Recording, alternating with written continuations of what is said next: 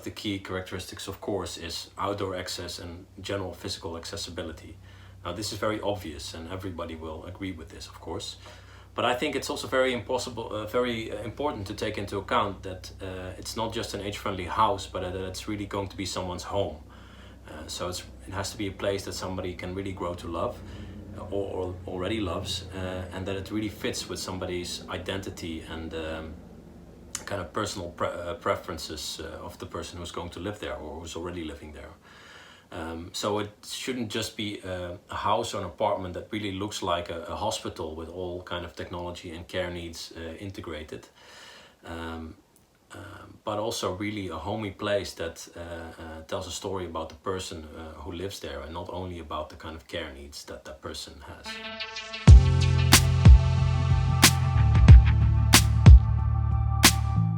So I'm involved in the Homes for Life project, and for this project we're developing a Europe-wide certification scheme for age-friendly housing. And this also means that we translate needs and requirements into criteria for the certification scheme. And so there are a number of criteria which we have on outdoor access and on general physical needs, but there are also a number of other kinds of criteria on personal, social and economic needs. And for us, affordability, especially affordability in terms of the total cost of living, is one of the very important criteria in this economic cluster.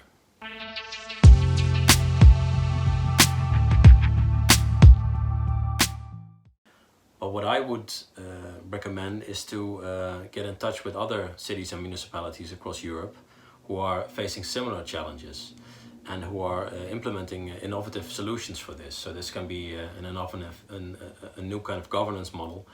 Have a look at these kind of pioneering projects in various parts of Europe and see what you can learn from them, so you don't have to reinvent the wheel, basically. Now, this doesn't mean that you can copy-paste the solutions to your specific municipality, but it does mean that you can get it inspired and perhaps get some ideas or directions on where to go.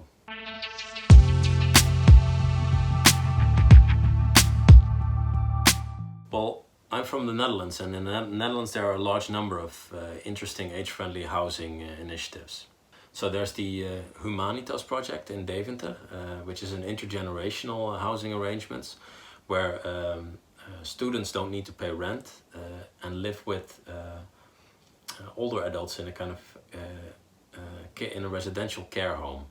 So it's a new kind of intergenerational living project which has become quite famous. Another project I'd like to mention is the Hogewijk, which is a dementia village. So it's a project for older adults with dementia specifically. And in this case, the innovative aspect of it is that the older adults are living more in an open and communal way rather than a kind of closed institution. And they're grouped together based on their style and preferences rather than on their the stage of the disease they have. Another project which I think is interesting is the Knarrenhof, a kind of new way for older adults to help themselves and to live together, well, independently, with some facilities in a communal way. And what I think is very interesting is if you take these three projects together, then you really see that that these are being pioneered in smaller cities rather than in big global creative cities. So they're in Weesp, Zwolle, Deventer, rather than in Amsterdam or Rotterdam, for example. So what this tells us, and what I also find in my research, is that big global cities certainly don't have a monopoly on innovation here. There's lots going on in much smaller communities within the Netherlands, but also in many other countries.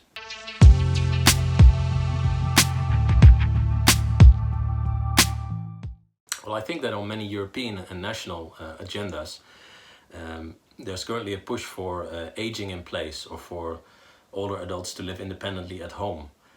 And I think this is partly about lowering public costs, because it's assumed that staying longer in your house or apartment is cheaper than moving to a care home.